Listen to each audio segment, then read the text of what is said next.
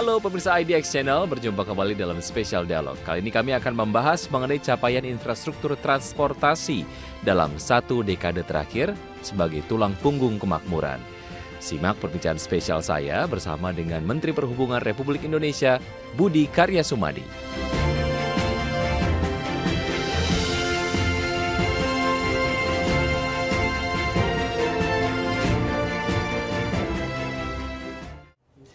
Halo pemirsa, apa kabar? Senang sekali saya Ki Adrian kembali menjumpai Anda dalam Spesial Dialog. Dan kali ini saya akan berbincang bersama Menteri Perhubungan Bapak Budi Karya Sumadi. Apa kabar Bapak? Baik Mas. Baik, sehat. Terima kasih sudah bergabung dan juga berbincang di Spesial Dialog kali ini. Sama-sama. Sepertinya Bapak kemarin baru saja mengikuti event lari di IKN. Jalan-jalan. Jalan-jalan. Kemudian langsung ke Jakarta dan disempatkan untuk berbincang dengan IDX Channel. Terima kasih.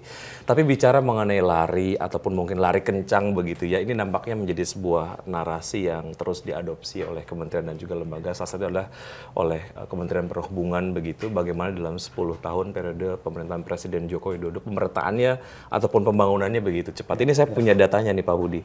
Kementerian Perhubungan telah membangun dan juga merehabilitasi, kemudian merevitalisasi 521 infrastruktur fisik sektor transportasi dalam 1 dekade terakhir. Apa yang sebetulnya melatar belakangi semangat ini, Pak Budi?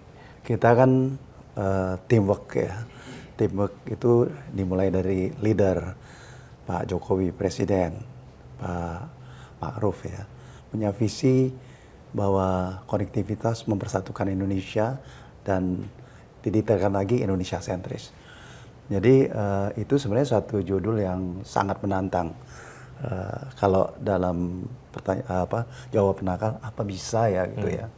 Nah itulah tantangan itulah yang menjadi satu semangat kita untuk bagaimana melaksanakan visi misi Presiden dan Wakil Presiden dengan baik. Tentu banyak hambatan, tetapi kita harus kerja dengan amanah dan dana yang diberikan pada kita. Ya, semangat Indonesia sentris ini juga kemudian yang diadopsi oleh kementerian dan juga lembaga agar memeratakan pembangunan begitu ya, apakah itu yang infrastruktur fisik, kemudian juga pertumbuhan ekonomi. Ini Pak Budi, punten kalau saya kemudian breakdown dari 521 infrastruktur ini, 193 infrastruktur sektor transportasi laut ini juga telah dibangun dan juga direhabilitasi. Kalau kita kemudian bandingkan dengan sektor transportasi yang lain, yang laut ini lebih banyak Pak. Alasannya kenapa dan implikasinya setelah kemudian revitalisasi dan direhabilitasi seperti apa? Satu, bahwa kita itu spesifik negara kepulauan. Ya, banyak pulau-pulau masyarakat yang dijangkau sehingga transportasi laut ini menjadi handalan bagi Indonesia. Di samping banyak ketertinggalan yang selama ini kita hanya mengkonsentrasikan diri di Jawa. Padahal mereka ada di luar Jawa, terutama di Indonesia bagian timur. Sehingga banyak sekali pelabuhan-pelabuhan kecil atau aksesibilitas yang jauh harus kita lakukan. Dan itu sesuai dengan visi misi Indonesia sentris tadi. Jadi makanya laut menjadi utama dan negara kepulauan memang selama ini mungkin kurang terfikirkan kan. Nah kita drive di sektor laut. Artinya ini juga memberikan implikasi ataupun dampak dari pemerataan ekonomi begitu ya. Betul. Baik, masyarakat juga kemudian menjadi mudah bertransportasi menggunakan moda transportasi laut. 91 rehabilitasi dan juga revitalisasi juga dilakukan di sektor transportasi udara. Sejauh mana ini kemudian juga menjadi satu hal yang perlu dilakukan. Tentunya untuk mendukung narasi Indonesia sentris tadi Pak Budi. Ya, sedikit sama tapi agak lain. Kalau udara ini punya dua. Satu sama, Indonesia sentris, di luar Jawa, bahkan di pegunungan itu Papua nggak ada yang bisa menjangkau. Tapi di sisi lain, bandara ini adalah showcase bagi negara, bagi daerah, bagi kabupaten, dan sebagainya. Jadi udara kayak mengetengahkan peradaban baru bagi konektivitas. Banyak bandara-bandara kita itu mungkin bandara atau bangunan yang paling bagus di kabupaten itu. Ambil di Madura, ya ambil contoh lagi di Fakfak ya, atau di mana banyak tempat itu adalah suatu standar bangunan pelayanan yang prima, yang masyarakat lalu melihat, oh semestinya pelayanan itu seperti ini. Jadi kita bawa misi Indonesia sentris dengan mendeliver bandara-bandara. Bandara-bandaranya cantik loh, kayak hotel bintang 5 loh. Ya, ya, harus dikunjungi satu persatu untuk kemudian mengexperience Ya. fasilitas itu karena bandara ini menjadi salah satu etalase lah ya, dari sebuah negara, atau representatif dari sebuah negara. Oke, satu sektor yang juga kita tidak mungkin kesampingkan adalah sektor transportasi berbasis rel ataupun mungkin perkeretaapian. Ini kemudian juga cukup banyak dikebut, kalau tidak salah datanya 80 infrastruktur sektor transportasi berbasis rel ya, direhabilitasi dan juga direvitalisasi. Sejauh mana ini kemudian memberikan dampak yang cukup implikatif lah terhadap kemudian selera ataupun mungkin keinginan masyarakat untuk berpindah dari moda transportasi pribadi ke moda transportasi umum, khususnya yang di perkotaan ataupun mungkin yang lintas daerah, Pak Budi. Kereta api ini mungkin satu gerakan yang luar biasa, tapi nggak semuanya terlihat. Ya, saya bicara yang nggak terlihat dulu. Kalau kita cerita ya, naik kereta api kok cepet, kok enak, nggak ada kecelakaan. Itu sektor kereta api membangun lebih dari 1.700 km, sehingga terciptalah rel ganda, double track, ya, sehingga lalu lintas yang dilakukan KAI itu bisa lancar karena kita mempersiapkan prasarananya secara menyeluruh sampai ke kota-kota, sampai Banyuwangi. Bahkan kita juga menyediakan di Papua. Nah, baru kalau kita lihat ke dalam di perkotaan, ini revolusi kalau menurut saya gitu ya. Ya, saya harus hormat sama Pak Presiden, Pak Jokowi, yang saat menjadi gubernur itu merintis MRT yang selamanya nggak pernah disetujui, tapi tangan besinya dimulai. Nah, dengan MRT ini kita tertrigger bahwa transportasi perkotaan ini nggak bisa begitu-begitu aja gitu. Harus sesuatu, ada lompatan. Kita memang memulai dari Jakarta, MRT kita lakukan utara selatan, timur barat, nanti sudah di groundbreaking, lalu LRT kemarin, ya, BRT-nya makin bagus, Transjakarta, dan ditambah lagi tapakan pertama kereta cepat. Jadi ini revolusi lah kalau untuk ya, saya banyak teman-teman nggak usah jauh lah dari Malaysia, dari Singapura, mereka lumayan kagum dengan apa yang kita lakukan dalam kurun waktu itu untuk kereta api. Ya, cukup akseleratif sehingga kemudian ini menjadi satu pendukung lah ya, terrealisasinya Indonesia sentris sendiri, dan yang paling penting adalah Jakarta juga kemudian menjadi satu etalase untuk daerah lain mendapatkan bayangan jika kemudian memiliki moda transportasi berbasis rel yang ideal, kurang lebih seperti itulah ya, dan bisa di copy paste lah di daerah-daerah yang lain. Baik, yang menarik adalah juga terkait dengan pembiayaan, bahwa ini kemudian banyak proyek-proyek pembangunan infrastruktur yang dibiayai oleh APBN, tapi yang juga menjadi concern adalah bagaimana dapat membiayai proyek-proyek ini dengan pembiayaan yang kreatif begitu ya. Nanti kita kemudian akan bahas usai jeda berikut ini, Pak Menteri. Kita harus jeda sejenak, dan pemirsa tetap bersama kami akan segera kembali.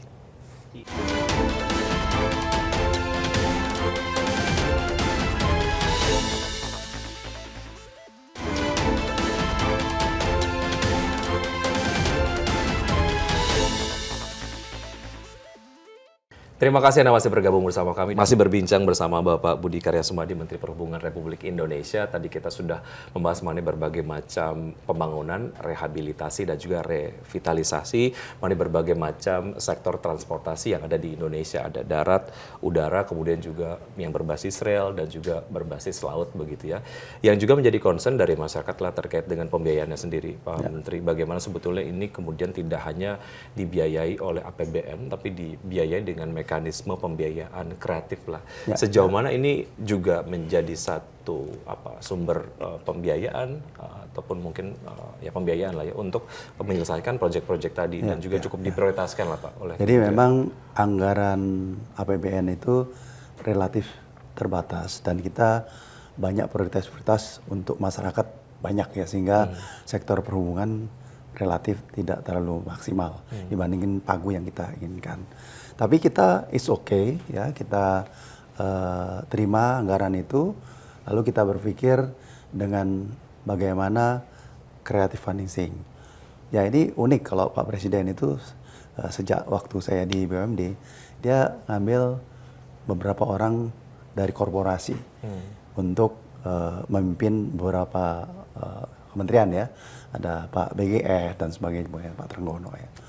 Nah dengan itu kita terbiasa dengan bahwa bagaimana kita menambah jumlah modal atau jumlah pergerakan keuangan dengan menggunakan pihak ketiga, creative financing. Itu dengan loan ya, ada yang signifikan itu satu MRT ya dengan Jepang dan juga Patimban, pelabuhan sangat besar, dan itu tidak mungkin terlaksana kalau kita tidak merintis satu loan dengan Jepang dan beberapa negara yang lain. Lalu tidak sampai di situ, kita juga mengundang teman-teman dari investor dalam dan luar negeri. Kita gunakan namanya available payment. Jadi pembayaran itu di stretch 15 sampai 20 tahun, di mana masyarakat atau asing dan lokal bergabung membangun fasilitas itu. Di antaranya ada forfing ground.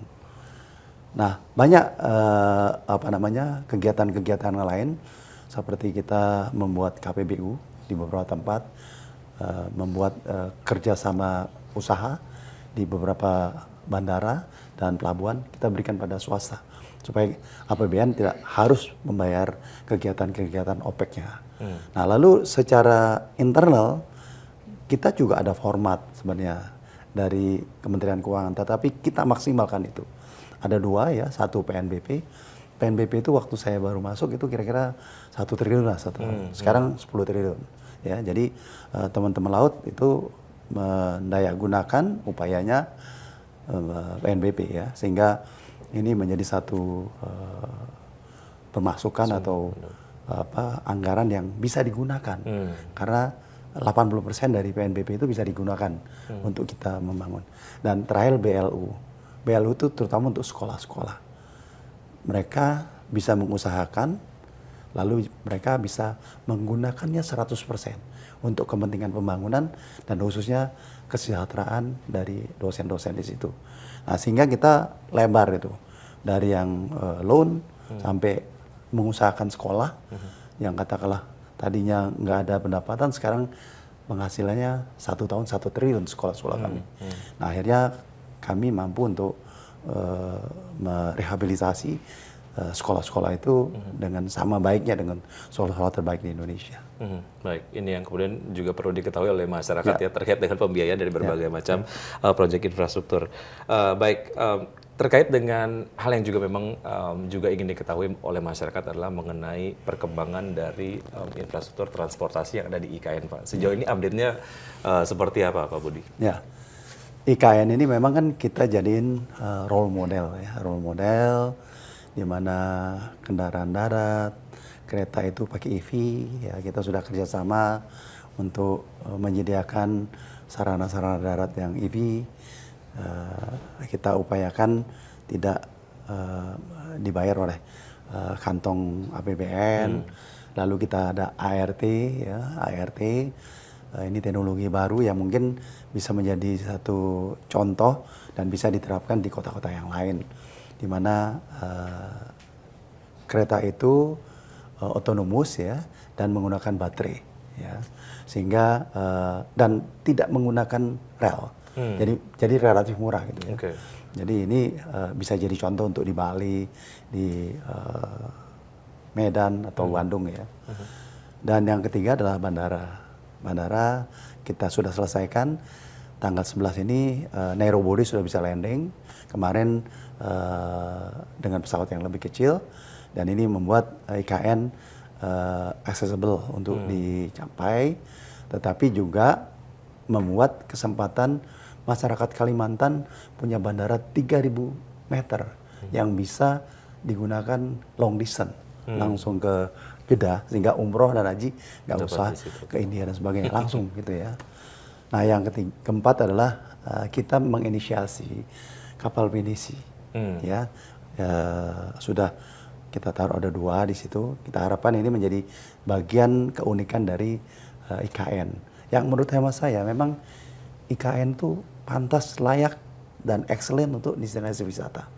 Kita mau lari, mau lihat pemandangan hijau, mau lihat embung, itu indah sekali. Dan udahnya segar sekali. Oke. Dan ini juga bisa menjadi salah satu destinasi pariwisata oleh masyarakat gitu ya, karena banyak sekali keseruan yang ada di sana. Baik. Adanya pembangunan-pembangunan di infrastruktur transportasi tadi tentu saja tidak lepas dari upaya-upaya untuk mengakselerasi lah ya pembangunan transportasi ataupun infrastruktur transportasi di IKN. Pada saat itu ataupun mungkin sampai dengan hari ini, apa saja upaya-upaya untuk mengakselerasi pembangunan di sana untuk sektor transportasi, Pak? Ya, kalau di bandara yang kita akan akselerasi adalah bandara itu tidak hanya untuk VVIP, tetapi juga untuk umum. Mengapa? Karena saya katakan tadi, ini 3.000 meter. Balikpapan mau dikerjasama dengan pihak investor. Saya harapkan ini kolaborasi, sehingga nggak perlu memperpanjang runway. Sehingga ada kolaborasi, asetnya terutilisasi. Di situ ada industri aviasi, seperti JMF dan catering dan sebagainya. Ya, dan itu membuat suatu kreativitas dan kesempatan kerja banyak orang di situ. Ya. Yang kedua tadi transportasi listrik ya. Nah akselerasinya kita memang di China pun itu lagi diuji coba. Nah sekarang diuji coba sini gitu. Artinya kita menjadi negara pertama yang menggunakan itu sama dengan kereta cepat. Nah ini viral banget kalau kita upload itu namanya ART. Nah harapan saya memang konsistensi dibutuhkan untuk memelihara ini, karena kalau kita compare dengan yang namanya kereta berbasis rel itu jadi mahal, ya berlipat-lipat itu kita dengan itu. Lalu ya EV ya kita lakukan ya. Akselerasi yang lain ya saya memang mengusulkan kepada Pak Presiden dan Pak Basuki, sektor tourism ini harus dibangkitkan.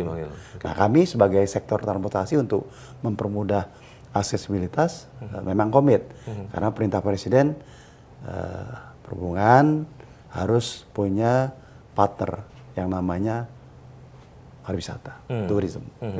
Baik, berjalannya berbagai macam proyek ataupun berbagai macam pembangunan yang kemudian terselesaikan lah kurang lebih selama 10 tahun pemerintahan Presiden Joko Widodo ini juga tidak lepas dari leadership begitu ya. Sejauh mana ini kemudian juga menjadi motor penggerak lah ya dalam berbagai macam penyelesaian yang sudah dilakukan di berbagai macam sektor. Kita akan lanjutkan usaha jeda berikut ini Pak Budi dan Nusa. Tetap bersama kami akan segera kembali.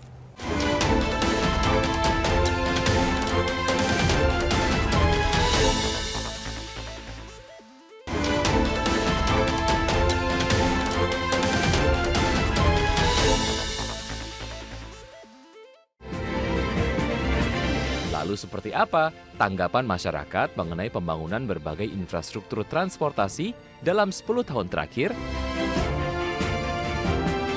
Menurut saya selama 10 tahun terakhir di bawah kepemimpinan Presiden Jokowi itu pembangunannya masif ya.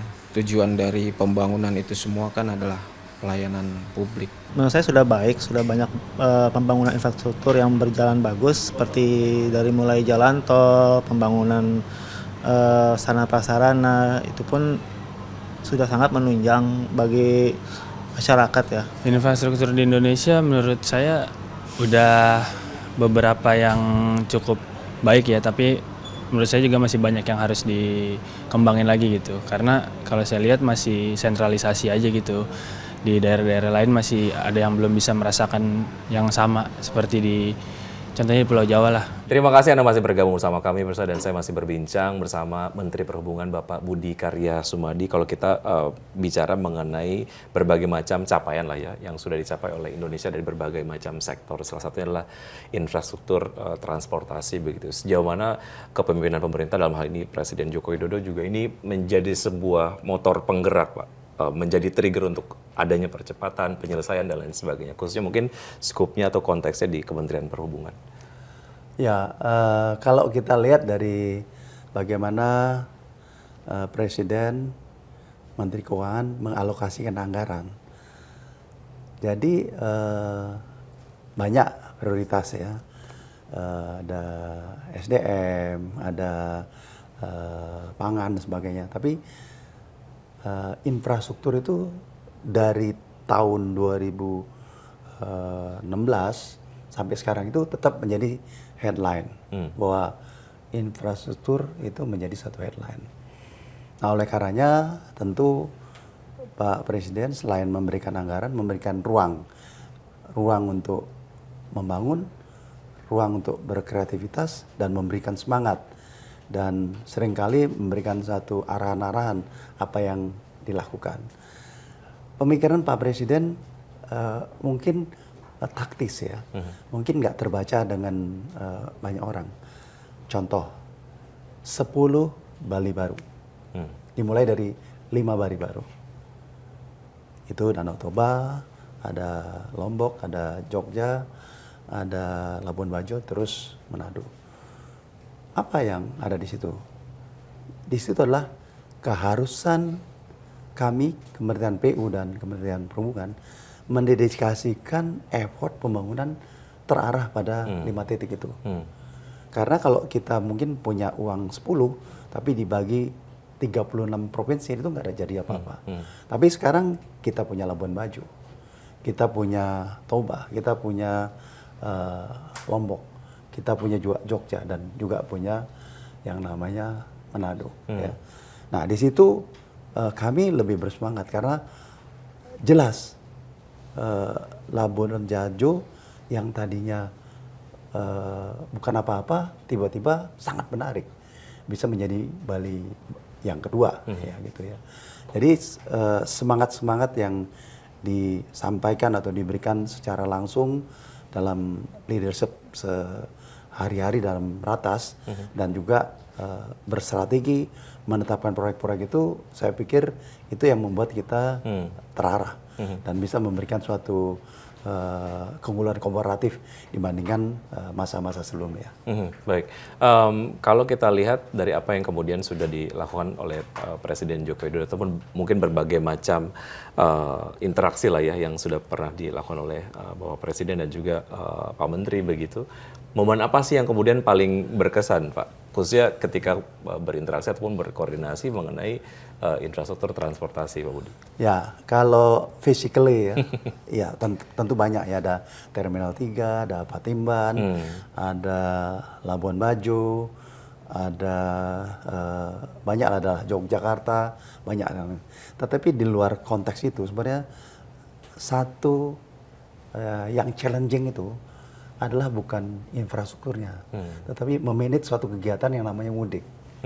Ya, mudik itu saya tiap kali mudik berpikir, Pak nggak bisa Pak, ya jalanin, pasti bisa gitu ya, dan di draft gitu ya, targetnya tuh pasti di atas kemampuan kita.